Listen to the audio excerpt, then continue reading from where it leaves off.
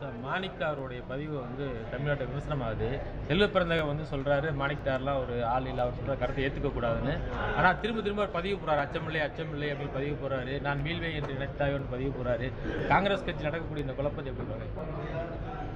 பாரதியார் கவிதை போடுறதுல என்ன சர்ச்சைன்னு எனக்கு தெரியலையே. அவங்களுடைய கருத்தை போடுறாங்க, அதனால் அதில் ஒன்றும் ஒரு அரசியல் சர்ச்சை இருக்கிற மாதிரி எனக்கு தெரியலையே.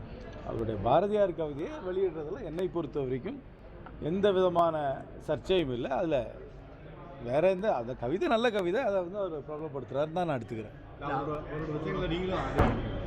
அவர் சொல்லக்கூடிய கருத்துக்களை நீங்களும் தெரியலையே எந்தெந்த விஷயத்தில் என்ன கருத்து சொல்கிறாரு நீங்கள் சொன்னீங்கன்னா அதுக்கப்புறம் அதிகாரத்தில் பங்கு பெறும். இன்றைக்கி நாங்கள் இந்தியா கூட்டணியில் தான் இருக்கிறோம். இந்திய அளவில் இந்தியா கூட்டணிக்கு நாங்கள் தலைமை தாங்குகிறோம். தமிழ்நாட்டை பொறுத்த வரைக்கும் திராவிட முன்னேற்ற கழகம் இந்தியா கூட்டணிக்கு தலைமை தாங்குகிறது. அந்த கூட்டணி நாங்கள் இருக்கிறோம். நாங்கள் ஒரு கமிட்டி அமைச்சிட்டோம் பேச்சுவார்த்தை நடத்துறதுக்கு. அவங்க சட்டமன்ற கூட்டம் முடிஞ்சப்புறம் 22ஆம் தேதி ஒரு கமிட்டி அமைக்கிறேன்னு சொல்லியிருக்காங்க. அந்த 2 கமிட்டியும் பேசி எத்தனை தொகுதிகளில் கூட்டணி கட்சிகள் போட்டியிடுவார்கள், குறிப்பாக காங்கிரஸ் கட்சி எவ்வளோ போட்டியிடுவோன்னு நிர்ணயம் பண்ணுவாங்க. அதுக்கப்புறம் தொகுதிகளை ஐடென்டிஃபை பண்ணுவோம், எந்தெந்த தொகுதியில் காங்கிரஸ் கட்சி நிற்குன்றதை அடையாளம் காணுவோம். அதுக்கப்புறம் வேட்பாளர்களை தேர்ந்தெடுத்து பிரச்சாரம், கூட்டணியின் சார்பாக பிரச்சாரம் செய்து தேர்தலில் போட்டியிட்டு தேர்தலை சந்தித்து முடிவுகள் வரும். இதுதான் சீக்வன்ஸு. அந்த முடிவுகளுக்கு அப்புறம் என்ன நடக்குன்றதை அது அப்புறம் பார்த்துக்கலாம். இதுதான் இப்போ நடக்க போகிற சீக்வன்ஸ். கட்சியில் நிறைய பேர் நிறைய கருத்தை சொல்லுவாங்க. அதுவே வந்து கட்சியோடைய அஃபிஷியல் பொசிஷன் ஆகாது. என்னதான் யார் விருப்பம் தெரிவித்தாலும் 234 தொகுதி தான் இருக்குது. அதில் எத்தனை தொகுதி காங்கிரஸ் கட்சி நிற்க போகுதுன்றதை கூட்டணி பேச்சுவார்த்தையின் மூலமாக தான் நிர்ணயம் பண்ண முடியும். அது எந்த தொகுதின்றதை ஒரு கிவ் அண்ட் டேக் பாலிசியில் நிர்ணயம் முடியும். எல்லா இடத்துலையும் கட்சி தொண்டர்கள் இருக்கும் பொழுது, கட்சி நிர்வாகிகள் இருக்கும் பொழுது அந்த தொகுதி நமக்கு வேணும்னு ஆசை விருப்பம் தெரிவிப்பாங்க. இது காங்கிரஸ் கட்சியில் மட்டும் இல்லை, நீங்கள் திராவிட முன்னேற்ற கழகத்தை கேட்டிங்கன்னா கூட அவங்களும் நாங்கள் இந்த தொகுதியில் போட்டியிட வேண்டும், அந்த தொகுதியில் போட்டியிட வேண்டும் விரும்புவாங்க. எந்த கட்சியுமே இந்த தொகுதியில் நாங்கள் போட்டியிட மாட்டோம்னு சொல்ல மாட்டாங்க. எல்லா கட்சியும் எல்லா தொகுதியிலும் போட்டியிட வேண்டும் என்று விரும்பினாலும் இருக்கிறது 234 தொகுதி.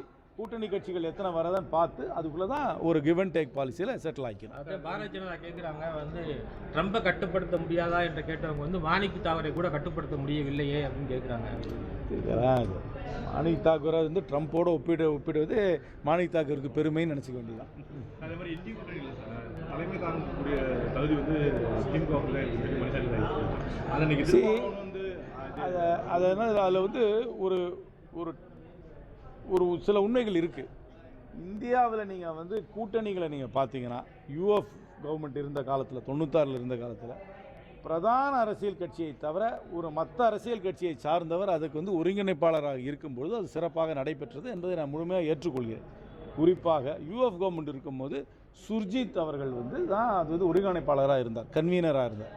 அதே மாதிரி வாஜ்பாய் உடைய கூட்டணி அரசாங்கம் நடக்கும் பொழுது அதுக்கு ஒருங்கிணைப்பாளராக இருந்தது வந்து ஜார்ஜ் பெர்னாண்டஸ், அந்த பிரதான பாஜகலேருந்து வரல. அதனால் அதில் அவங்க சொல்கிறதுல கொஞ்சம் ஒரு சில உண்மைகள் இருக்குது. பிரதான அரசியல் கட்சி தவிர மற்ற அரசியல் கட்சியின் சார்பாக கன்வீனரை போடுறதுல ஒரு உண்மை இருக்கிறது. அதை போட அந்த வாய்ப்பு கொடுத்துருக்கலாம். என்னை பொறுத்த வரைக்குமே போன தடவை நிதிஷ்குமார் வந்து ஒரு தடவை இந்த கூட்டணிக்குள் வரும்போது அவரை ஒருங்கிணைப்பாளராக போட்டிருக்கலாம். இல்லாட்டி அதுக்கப்புறம் வந்து மம்தா பானர்ஜியை போட்டிருக்கலாம், இல்லைனாக்கா உத்தவ் தாக்கரேயை போட்டிருக்கலாம், இல்லைனாக்கா திரு ஸ்டாலின் அவர்களை போட்டிருக்கலாம், முதலமைச்சர்களாக இருந்த மற்றவர்களை போட்டிருக்கலாம். ஒரு ரொட்டேஷன் பேசிஸ்லையும் போட்டிருக்கலாம். ஒரு வருஷத்துக்கு ஒரு முதலமைச்சர், அதுக்கப்புறம் இன்னொரு முதலமைச்சர் போடலாம். அதை பற்றி என்னை பொறுத்த வரைக்கும் அது வந்து ஒரு பொலிட்டிக்கலி ஒரு மெச்சூரான கமெண்ட்டாக தான் நான் பார்க்குறேன். கன்வீனர் ஆஃப் தி அலையன்ஸ் வந்து பிரதான அரசியல் கட்சியை தவிர இன்னொரு அரசியல் கட்சியை சார்ந்தவர், ஒரு மாநில அரசியல் கட்சியை சார்ந்தவர் இருந்தால் அதில் வந்து சரி, முன்னாடி நீங்கள் உதாரணங்களாம் எடுத்து பார்த்தீங்கன்னா அதில் வந்து கொஞ்சம் ஒரு சக்ஸஸ் ஆகிருக்கு.